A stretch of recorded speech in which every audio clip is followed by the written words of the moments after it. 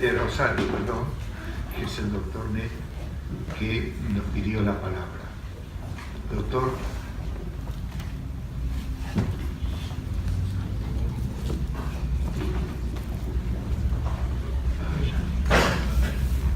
Toma,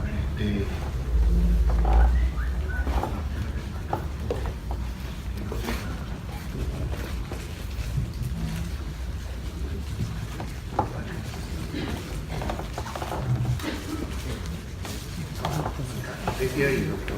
Desde acá.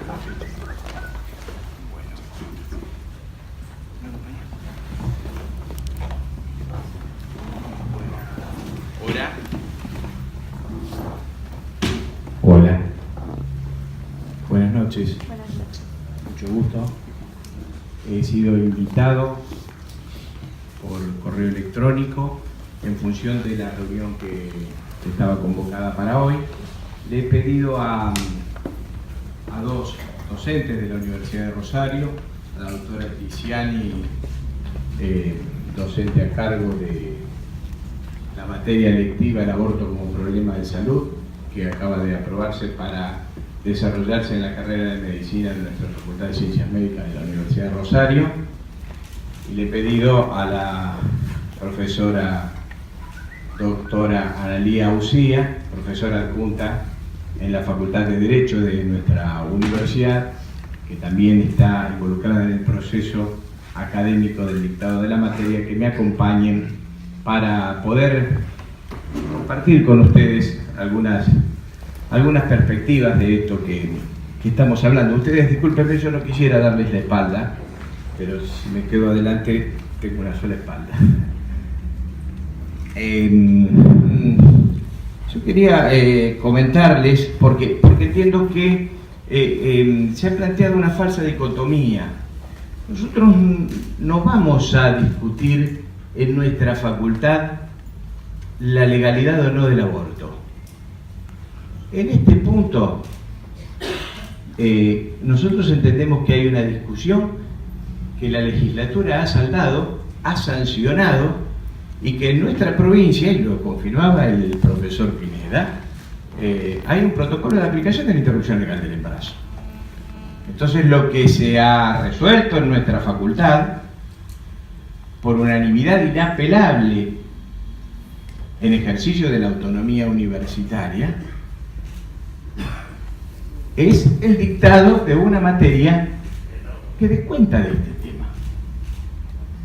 Porque nosotros entendemos que es un problema de salud, y en esto sí entendemos que hay alguna diferencia con otras perspectivas. Bueno, en la universidad estamos muy acostumbrados a discutir diferencias desde diferentes perspectivas. Pero permítanme tomar una frase en esta Academia Nacional de Medicina.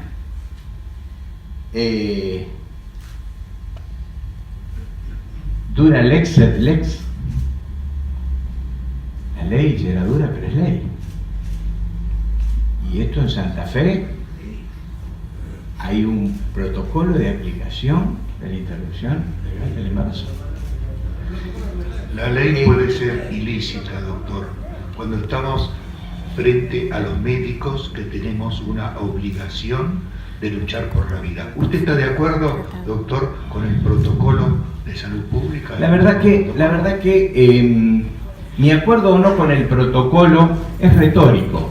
No, doctor, porque usted ha mencionado que justamente está haciendo esto para que los médicos puedan conocer lo que se debe hacer según el protocolo. Exactamente, Eso lo dijo usted, doctor. sí. Los médicos tienen que conocer, por ejemplo, si van a ser objetores de conciencia, en qué consiste esa decisión de objeción de conciencia. Los médicos deben saber de qué se trata esto. ¿Sí? El protocolo no acepta la objeción de conciencia, doctor. El protocolo no acepta la condición de conciencia si hay una obligación, si no existe otra persona, y no acepta además la objeción de conciencia en instituciones. Es decir, que una institución que no tenga la objeción de conciencia desde un punto de vista filosófico o religioso no se debe aceptar. Y los médicos incluso pueden llegar a tener un juicio penal por cualquier obstrucción. No pueden hacer ningún tipo de opinión, y si una chica de 14 años va a hacerse un aborto sin los padres, se lo tienen que hacer. Eso es el protocolo que usted acepta, doctor. Voy a continuar. ¿Es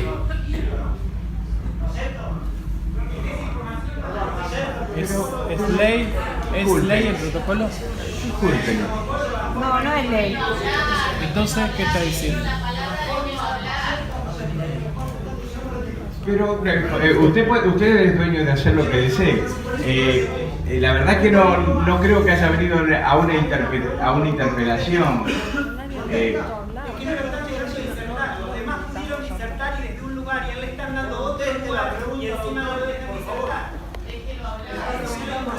Le rogamos, por favor, que no yo le voy a responder al diálogo ¿de entre acuerdo? No le voy a dar espalda al público, este es un problema. Si estuviera en el atril, tal vez podría hablar con todos por igual. Bien. Yo entiendo que el abordaje de este problema claramente es un abordaje complejo, un abordaje multidimensional, un abordaje que tiene que ver con lo biomédico, que tiene que ver con lo bioético, que tiene que ver con lo histórico, con lo sociosanitario, con lo sociopolítico. Buenas noches. Con lo sociosanitario, con lo político, con lo subjetivo, con lo histórico y también con lo contextual. En todo. Pero usted lo reduce a la salud nada más, doctor. Es que permítame, para mí la salud es todo eso. Los médicos deben defender la vida, doctor. La salud entendemos nosotros que es un proceso. Estoy en desacuerdo como padre de 10 hijos y me retiro. La salud del embrión, ¿dónde queda? No se puede matar a una persona para... Perdón, ¿el señor decano es médico? Sí, por supuesto.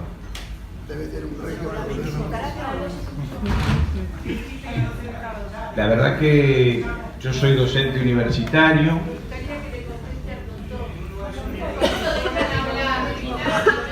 Por supuesto que hice juramento hipocrático. Es una práctica que se realiza habitualmente en nuestra facultad.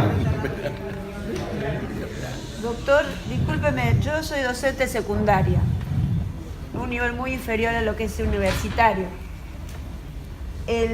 Parece ser que el acto de los ediles allí descrito es ilegal y amerita como mínima acción de amparo y una denuncia penal contra los ediles firmantes de esa modificación que produjo ese protocolo. Además, recordemos que tal como nos lo explicara el padre Sanauja, el llamado protocolo para la atención integral de las personas con derecho a la interrupción legal del embarazo en realidad no existe, pues nunca existió resolución del Ministerio ni del Gobierno. La publicación en la web fue falsa, pues no respondió a resolución alguna ni del Ministerio de Salud de la Nación ni del Poder Ejecutivo Nacional. No existió una tal resolución. Corríjanme si está correcto o no lo que digo. Es ilegal, además. Y aunque fuera ley, sabemos que superior a la ley de los hombres está la ley de Dios, creyentes o no, la ley natural, la vida es un derecho, el derecho supremo, y yo como profesora de secundaria tengo una lucha muy importante defendiendo todo lo que dijeron los doctores. Del año 99 me he transformado en autodidacta y he estudiado, porque en el profesorado, cuando me recibí en el 84 acá en Buenos Aires, yo soy porteña, pero hace 20 años que vivo en Mar del Plata y estoy trabajando en escuelas públicas. Muy bien, doctor. Tengo un trabajo hecho de 450 páginas. Muchas gracias. Que habla de todo esto que ustedes están diciendo. Muchas gracias. Y yo defiendo la Academia Dejemos Nacional de hablar Medicina, para al mí doctor. es palabras mayores. Viví 40 años acá en Buenos Aires y acá en el Coronel Díaz y Juncal, y pasaba por aquí y miraba ya el edificio se imponía. Te agradezco muchísimo, Y del año doctora. 99, Le ruego, por sí, favor, que los se- dejo, sí, porque si no yo me apasiono y voy a estar hablando 3 horas, no se preocupen. Me callo. Muy bien. Apasionadamente también discutimos este tema en el ámbito de nuestra Facultad de Ciencias Médicas, en un ámbito que además de pasiones se ponen en juego pensamientos científicos, pensamientos epistemológicos, diferentes posicionamientos, y en el juego democrático de las ideas se toman decisiones. En ese caso, Exactamente igual aquí en la academia, doctor. Le aviso que no hay una diferencia en ese sentido.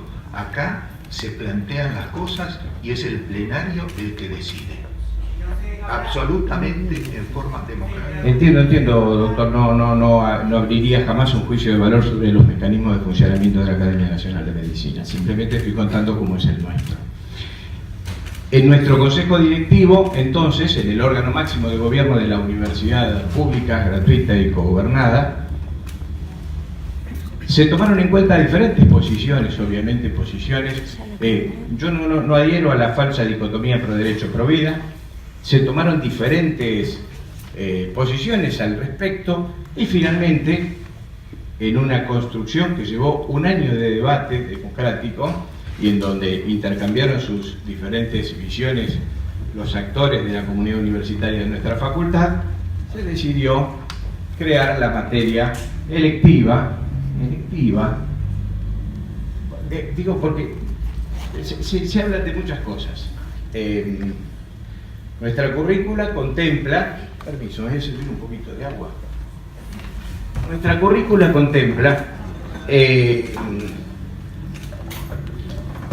está bien, gracias.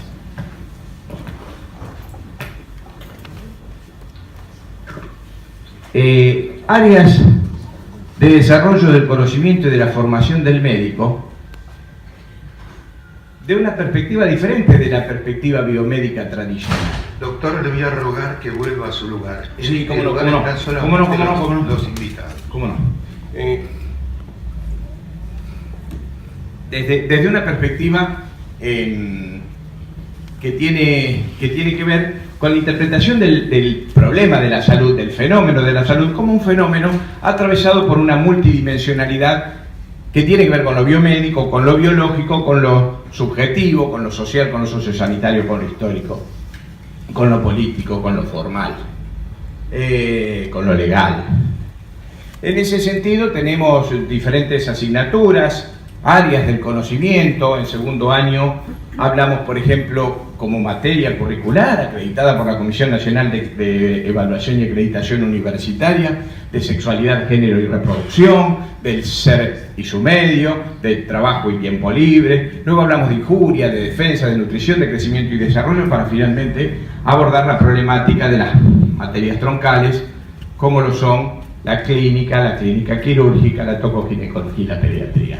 Es decir, en ese contexto se desarrolla nuestro plan de estudio que abarca los diferentes contenidos y se hace una oferta académica, un pool de materias selectivas para la elección de los jóvenes según sus inclinaciones vocacionales, desde ofertas sumamente ligadas a la biomedicina, como fisiopatología de las que tiene más que ver con lo biomédico, fisiopatología de las enfermedades del tubo digestivo, o en el otro extremo la relación médico-paciente, perspectivas sociosanitarias del proceso salud-enfermedad, etc.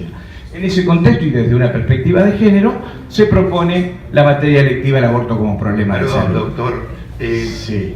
¿El aborto no se estudia en ginecología y obstetricia y en medicina legal o se estudia mal? ¿Cómo es? Bueno, medicina legal como materia no existe más en nuestro plan de estudio, ni el plan de estudio de la mayoría de las carreras de medicina de las universidades públicas como materia, ¿de acuerdo? Sí, por supuesto, como una disciplina que atraviesa a las diferentes áreas del conocimiento en la formación del médico. No quiere decir que no se hace medicina legal, pero no se individualiza como materia. Entonces se incorporó asesinato a un ser humano.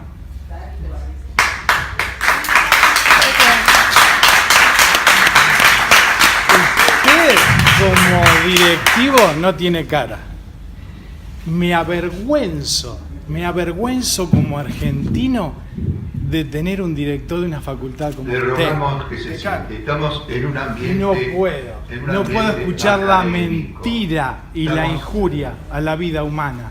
Pensemos que estamos en un ambiente académico y que debemos escuchar. Me estoy comportando civilizadamente, Te pido agradezco disculpas, muchísimo. Te pero agradezco. la emoción es más fuerte que yo. Doctor, quiero hacerle una pregunta. En lo que estuve viendo por internet, el programa acá, el programa de esta materia electiva, hay uno de los módulos en donde les van a enseñar a los futuros médicos cómo se hacen los abortos. Entonces, mi pregunta es, ¿cómo es posible que los médicos, sobre todo médicos que han tenido contacto con la vida humana, como son los obstetras y los ginecólogos, que son los que más entienden de este tema, porque lo han vivido, ¿cómo es posible que se les enseña a los médicos a interrumpir la vida humana, cuando las evidencias son abrumadoras? Todo obstetra, independientemente de su ideología, de su credo o religión, que ha tenido contacto a lo largo de su residencia con los miles y miles de embriones que han visto, se han dado cuenta sin necesidad de que nadie les dijera que eso es una vida humana, porque los embriones que yo vi de 10 semanas, se le pueden contar los dedos de la mano y los dedos de los pies, se ve una cabecita con 2 puntos negros que son los ojos, el esbozo de la nariz. Entonces, eso es una vida humana. ¿Cómo es posible que los médicos, que además han jurado defenderla, cómo es posible que la interrumpan? ¿Dónde está? ¿Hasta dónde llega la ideología? ¿Por qué una cátedra para enseñar a hacer abortos? ¿Qué sentido tiene? ¿Por qué es? Me encantaría que me pueda responder esa pregunta. Lo que pasa es que es imposible de responder a una aseveración que no es real. ¿Cuál de todas? Claro. ¿Cuál de todas? ¿Cuál de todas no es real? Sí. No. O sea que usted no existe. Usted habló de ley. Espera. No. Les ruego, por favor, que no... ¿Cuál de todas no es real? hablen sin permiso, les ruego por favor. Estamos en la Academia Nacional de Medicina y la Academia Nacional de Ciencias Morales. Estamos escuchando al doctor. En nuestra materia electiva se habla del aborto como problema de salud. No es una cátedra para enseñar a abortar o a matar, me parece que es una perspectiva intencionada la presentación Doctor, de la doctor, materia de usted esa manera. ha declarado que esto se hace para que conozcan bien el protocolo de abortos. Eso lo El protocolo de interrupción legal del sí, embarazo. sí, de aborto, doctor. No digamos eufemismo, doctor. Eso usted lo dijo, que está hecho para que los estudiantes ya sepan el protocolo que existe. Sí, para que conozcan la ley, por supuesto. No es una ley. ¿Qué ley? Doctor. Para que conozcan el protocolo de aplicación de Es ilegal ese este protocolo. tema. Bueno, pero Permiso. Perdón, acá hay un doctor que quiere preguntarle algo. Doctor. pero después me van a dejar responder o van a seguir Sí. hablando sobre ustedes mismos. No la mano. No sé, yo no lo dispongo, no sé si puedo.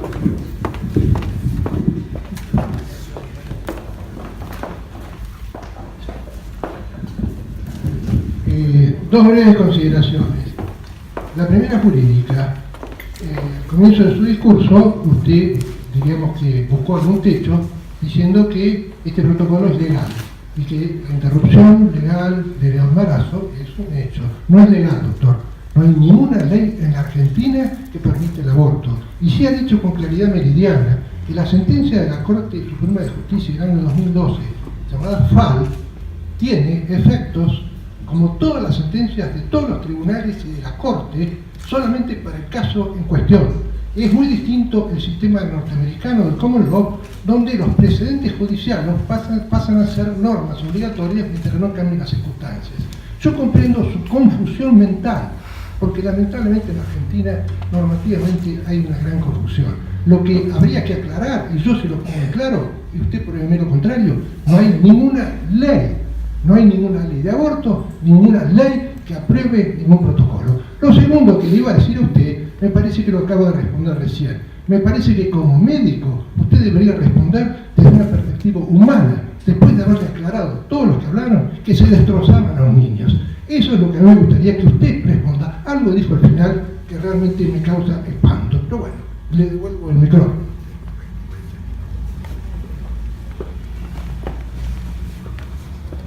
Bien, yo les voy a agradecer que sus opiniones personales acerca de mí las reserven, al menos no las manifiesten en pública.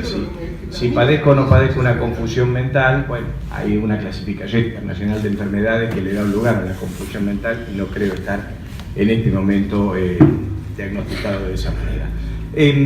Analía, ¿vos querrías contestarle al doctor desde una perspectiva de la ley, del derecho? Sí, podés hablar. Si pudieron hablar tantos, seguramente podrás hablar vos. Buenas noches, mi nombre es Analía Usía, soy docente, abogada, docente de la Universidad Nacional de Rosario.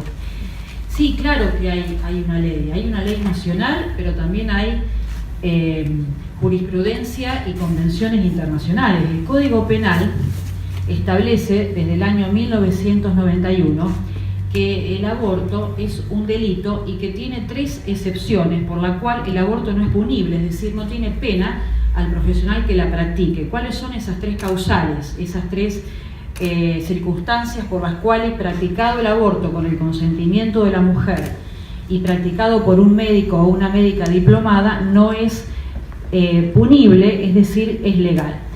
Cuando corra peligro la vida, artículo 86, ¿no? Inciso 1, inciso 2, cuando corra peligro la vida de la mujer, cuando corra peligro la salud o cuando el embarazo es producto de una violación. Todas las normativas, los protocolos, son protocolos como cualquier otro protocolo médico que indica a los profesionales de la salud cómo conducirse ante determinada práctica. Por ningún protocolo para hacer un trasplante cardíaco sale por ley del Congreso. Este protocolo tampoco, porque ya hay una ley nacional que es el Código Penal que está vigente desde 1921. Preocupante, no la diferencia de opiniones que he podido observar respecto de lo que pensamos desde la universidad, o por lo menos lo voy a referir personalmente lo que pienso yo.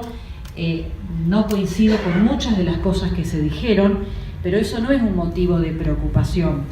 En realidad la diferencia de opiniones es algo que incluso está garantizado como un derecho humano, la libertad de pensamiento, así como también la libertad de culto, la libertad de religión, incluso la libertad para no profesar ninguna religión. A mí eso no es lo que me preocupa. A mí lo que me preocupa, como abogada que también enseño la ley penal en la Facultad de Derecho, me preocupa que en todas las normativas que hoy se mencionaron, no se mencionó precisamente con detalle y como corresponde el Código Penal y cuáles son las consecuencias legales que están teniendo los profesionales de la salud, los profesionales de medicina, que no permiten, pero no cuando son objetores de conciencia. También, por supuesto, existe el derecho a la objeción de conciencia. No es obligatorio realizar... Doctora, en el protocolo sí, la objeción de conciencia sí, no es aceptada si está no hay contemplada, no, doctor. Si, sí, no sí.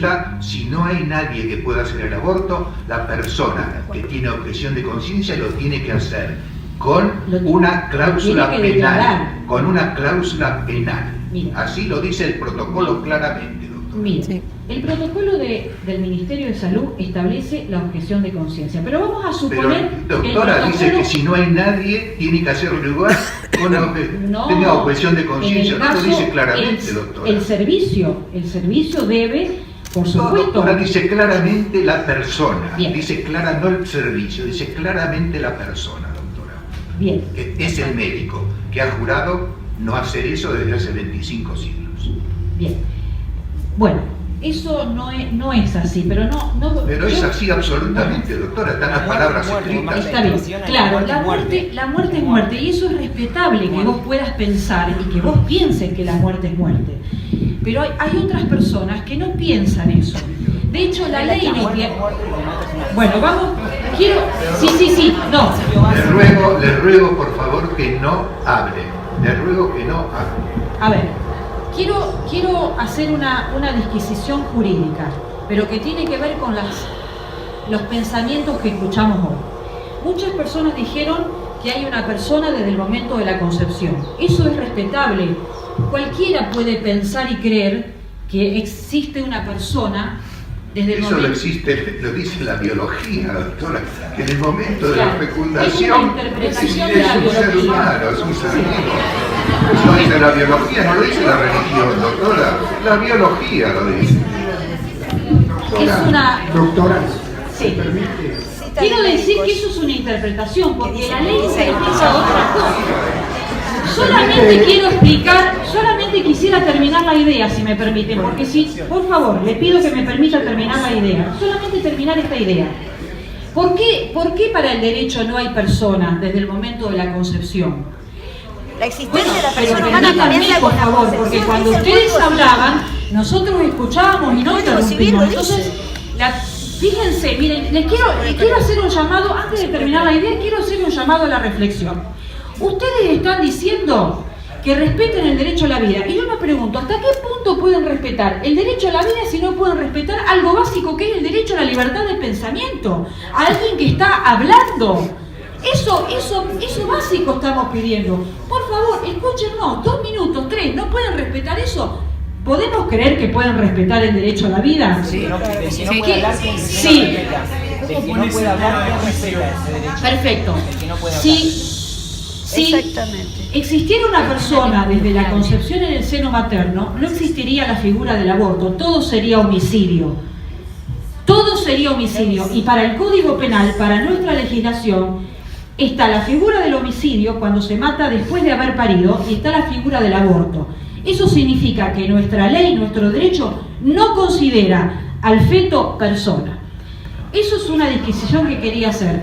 Me preocupa, y vuelvo a lo anterior, me preocupa que no se esté mencionando que cuando los profesionales de medicina no cumplen con el aborto no punible, es decir, el aborto legal, podemos no estar de acuerdo, perfecto.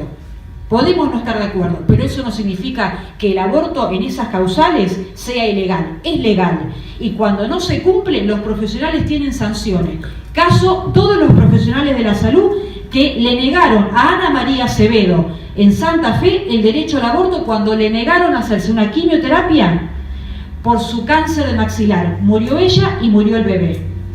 Entonces, los profesionales están procesados. Me preocupa la instigación a la legalidad que se hicieron con todos los discursos que escuchamos a los profesionales de la salud. Nosotros no enseñamos a que la gente mate, enseñamos a que la gente respete la ley para que los médicos no tengan problemas y no sean procesados y sancionados como los médicos en el caso de Ana María Acevedo, como llevar al Estado de Argentina en el caso LMR contra Argentina, que el Estado fue sancionado porque los médicos le negaron a una chica violada y embarazada su derecho al aborto. Doctora, ahí esto es un el proceso protocolo señala que irreversible. una chica de 14 años sin sus padres puede pedir un aborto y el médico no puede decir nada, ni siquiera decírselo a los padres. ¿Eso le parece legalmente lógico? Usted puede no estar de acuerdo, pero es legal. ¿Cómo no es legal? Está en un protocolo que no es legal, Es es legal. ilegal. Usted No, puede no el estar de protocolo acuerdo. es ilegal, doctora. No es legal. No instigue al delito a los profesionales de medicina. No instigue al delito. No instigue a que cometan incumplimiento de los deberes de funcionarios públicos. Van a terminar procesados como los médicos de caso Ana María Acevedo. Respeten al profesional. ¿Quién respeta ese derecho? Doctora, yo la escuché bien 3 palabras solamente. Usted dice que es legal. No lo digo yo. No, bueno, Está déjeme sancionado hablar. por el... Yo le dejé hablar. Déjeme hablar. Voy a ser muy breve. En la República Argentina hay una jerarquía normativa que está en el artículo 31 de la Constitución. En la cúspide de esa jerarquía normativa está la propia Constitución. Después vienen los tratados internacionales que tienen jerarquía. Después vienen las leyes que pueden ser constitucionales o no, y que los jueces debieran declararlas inconstitucionales si es el caso.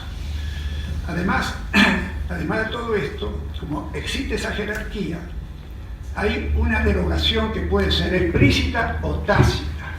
En lógica normativa se considera que la derogación tácita deriva de que no pueden ser simultáneamente válidas 2 normas contradictorias sobre la misma conducta. De modo tal que todo eso que usted dice que es ley está en pugna, le voy a citar solamente con la Convención sobre Derechos del Niño. Es incompatible sostener que es legal provocar la muerte de un niño que está en el claustro materno al amparo de cualquiera de esas causales y que haya una convención internacional con jerarquía constitucional, y además es la última ley también, que declara que eso es inadmisible, porque todo niño tiene el derecho intrínseco a la vida.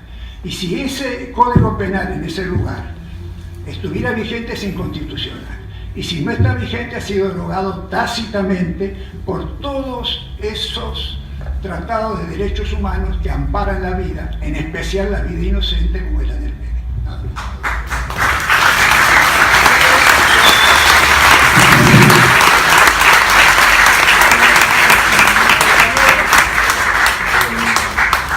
¿Me permite que dialogue con usted? ¿No? El público no quiere, pero ¿usted quiere? Por favor. ¿Cómo no? Doctores. Solamente decirle que hay normas que están vigentes. El Código Penal, la Convención para la Eliminación de todas las formas de discriminación contra la mujer, que tiene por los comités, el Comité de CEDAW Jurisprudencia, que incluso este comité le indica y le recomienda y le observa al Estado de Argentina que debe ampliar las causales de aborto. O sea, no podemos desconocer toda la otra jurisprudencia internacional que existe. Vuelvo a decir, podemos estar o no de acuerdo porque a su vez tenemos otro derecho fundamental que es la libertad de pensamiento. Pero lo que usted no puede hacer, lo que nadie puede hacer, es negarle a los profesionales de la medicina el conocimiento de que si no cumplen con esas normas con las cuales no están de acuerdo, pueden tener problemas, como de hecho lo tienen los profesionales que no cumplen con las normas. No estamos de acuerdo con una norma, tenemos que declararla, tenemos que derogarla, tenemos que ir por los caminos que corresponden para derogar una ley que consideramos injusta, pero no podemos obviar en la formación profesional esa herramienta porque estamos colocando en una situación de ilegalidad la práctica profesional. Doctora, si me permite, lo que estoy diciendo es que precisamente porque han perdido vigencia, aunque la sigan aplicando, como consecuencia de esta normativa de jerarquía superior que es incompatible con todas esas normas. El Código Penal es de 1921 y la reforma constitucional de 1994. Yo lo que le estoy diciendo es que es inválido. Todo eso es inválido constitucionalmente. En algún momento algún juez lo declarará. Claro, usted dice que no está de acuerdo porque es válido porque está vigente, los jueces la aplican. Los jueces la aplican, doctor. Usted no puede dar una información errónea a los profesionales de la salud. Tengo que decir lo que dicen las normas constitucionales con jerarquía. Usted está queriendo decir al público que el Código Penal en el artículo 86 está derogado. ¿Usted le está queriendo así? Bien. No, el artículo 86 no está derogado. Si alguien le niega el derecho a la mujer cuando ocurren alguna de las tres causales, está incurriendo en un delito. Esa norma también es inconstitucional, doctora.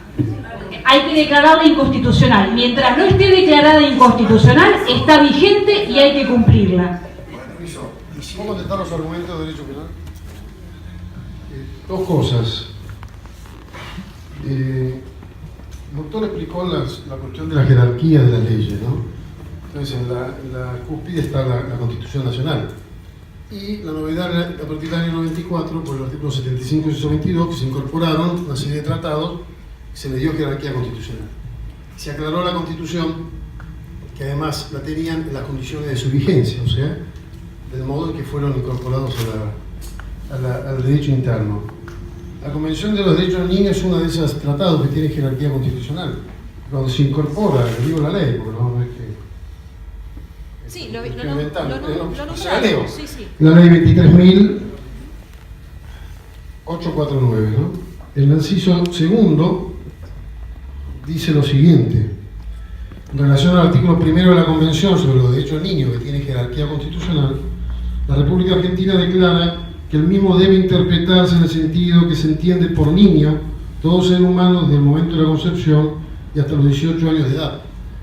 O sea, no solamente la Constitución, esto es Constitución Argentina, dice que es persona, sino que además es niño.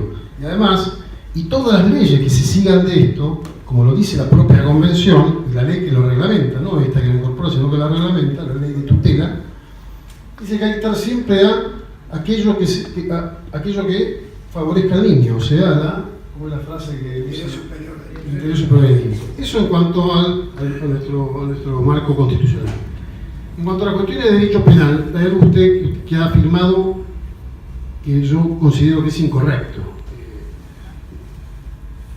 Usted dice que, independientemente de si esto está derogado tácitamente con la sanción de esta incorporación de esta normativa constitucional, usted dice que, como no está penado esos supuestos de aborto, entonces es un derecho y está legalizado, y eso no es así. La enorme mayoría de las ilicitudes e ilegalidades no son delito. Gracias a Dios, si no estaríamos... El Código Penal tendría 10.000 artículos, 100.000 artículos. Está lleno de ilicitudes administrativas, civiles, que no son delitos. Y además, hay faltas evidentemente inmorales que tampoco son delitos, y hay excusas absolutorias, porque de eso se trata en materia penal. Estas excepciones a la pena del aborto de excusas absolutorias, hay otras excusas absolutorias. Por ejemplo, tampoco es delito incumplir con prácticamente ningún contrato, no es delito, no se puede sostener que es algo lícito por el hecho de que no tenga pena. Ustedes pueden incumplir todos los contratos, que mientras no haya fraude no es delito. Sin embargo, pueden ir a un juez a tratar de que ese contrato se cumpla, pero no es delito, no va a tener pena. Por eso no es lo mismo no punible con lícito, con un derecho.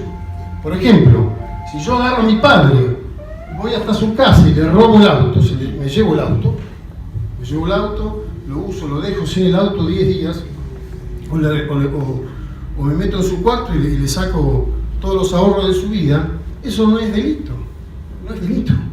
Y sin embargo, no se puede decir que sea lícito. Es más, mi padre podría conseguir de un juez la orden para que yo se lo restituya. No me va a poder meter preso, no me va a poder indagar, pero sin embargo, eso no es delito. Por eso, cuando se dice que porque estas excusas absolutorias convierten esos abortos en delito, es algo incorrecto, no es así. O sea, el hecho que no tengan pena no quiere decir que sean lícitos, y mucho menos un derecho. No puede haber nunca en nuestra legislación, por todo ese esquema constitucional, el derecho a matar, en ningún sentido, no existe, no hay. Así que todo reglamento, todo aquello que se pretende ubicar por debajo de la Constitución y que afirme lo contrario, no serían las primeras leyes injustas, leyes corrupción con forma de ley, dice Santo Tomás. Y vuelvo a la norma constitucional.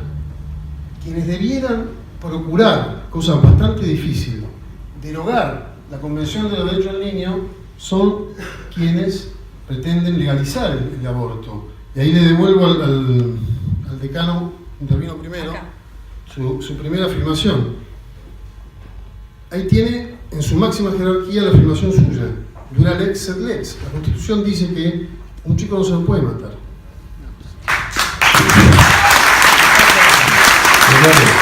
Estamos muy pasados de tiempo. Le voy a pedir al doctor Nick si quiere decir algunas palabras finales. Solamente decir que Santo Tomás habló en el siglo XIII y no estamos en un estado religioso, estamos en un estado laico de derecho. No creo que se habló hace 25 siglos, doctora, y todavía es válido. Sí, doctor Nick. No, simplemente porque estamos muy pasados. Cómo no, muy cortito. Agradecerles la invitación, la preocupación que tienen. Lamento la recomendación de que cesemos con una decisión tomada en el marco de nuestra autonomía, la autonomía universitaria. Nadie está hablando en contra de la autonomía universitaria. No en este momento, sí, en las declaraciones públicas. Doctor, nadie. Estamos hablando de hechos casi abstractos. Nadie está hablando de la autonomía universitaria. No puede usar ese argumento, doctor. Bien, públicamente se ha planteado desde este lugar el cese de nuestra intención de crear la materia electiva del aborto como problema de salud. Esto está escrito, ¿de acuerdo? Así En estos términos he sido invitado a estar. Ninguno de esta mesa ha señalado ese hecho. No en la noche de hoy, no en la noche de hoy, sí en los escritos con los que he sido convocado a esta reunión. En el contexto de la autonomía universitaria, la decisión unánime de nuestro Consejo Directivo, en ese sentido entendemos que es inapelable. En el segundo cuatrimestre de nuestro ciclo lectivo comenzará la materia lectiva, el aborto como problema de salud, en el contexto de la Escuela de Medicina, de la carrera de Medicina de la Facultad de Ciencias Médicas de la Universidad Nacional de Rosario. Bienvenidos todos los debates, bienvenidos todas las discusiones, también las tenemos nosotros en nuestro ámbito y son muy profundas, muy acaloradas y muy apasionadas y también atravesadas por un fuerte compromiso con lo social y desde una perspectiva científica. Muchas gracias señores por estar aquí.